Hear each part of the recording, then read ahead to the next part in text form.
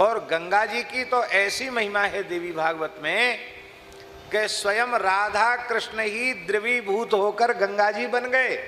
दिव्य गोलोक धाम में महारास हो रहा है और महारास के बाद श्रांत होकर युगल सरकार श्री गोलोक बिहारिणी बिहारी जी विराजमान हैं।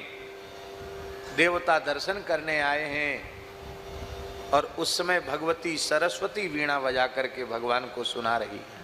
नारद जी देव हा हा हु गंधर्व आदि सब बैठे हैं, दिव्य वाद्य बज रहे हैं, सरस्वती जी का गायन चल रहा है। भोले बाबा पधारे तो सरस्वती जी ने, ब्रह्मा जी ने, नारद जी ने, सब गंधर्वों ने भोले बाबा से आग्रह किया कि इस संगीत गोष्ठी में आप भी कुछ ताल स्वर में, क्योंकि संगीत का आपसे बड़ा कोई विद्वान कौन होगा, आप तो नटराज राज हैं, आप सुनावें।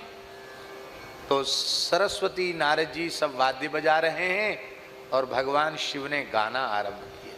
ये दिव्य भगवत की कथा है। फिर भगवान शंकर तो राग रागनी के विद्वान हैं, ताल स्वर के विद्वान हैं, और फिर अनुराग, उनसे बड़ा अनुरागी वैष्णव कौन होगा।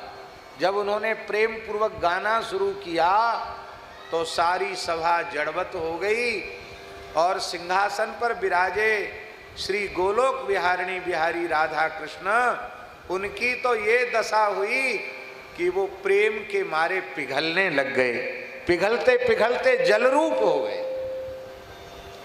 वहां बैठे हुए संगीत मंडली सब इतने इतने जल में डूब गई।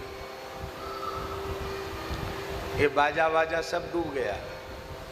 शंकर जी का गाना फिर भी बंद नहीं हो रहा है, उनकी समाधि लग गई।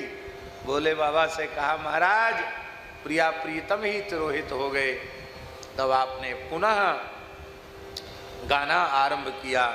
उसी दिव्य जल से प्रिया प्रीतम पुनः प्रकट हो गए और वह जल भगवान के चरणों में समाहित हो गया। वही जल गंगा जी है।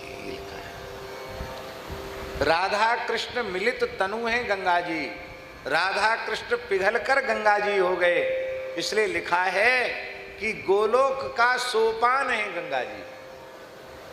बिना गंगा जी की कृपा के गोलोक की प्राप्ति संभव नहीं, ये लिखा है।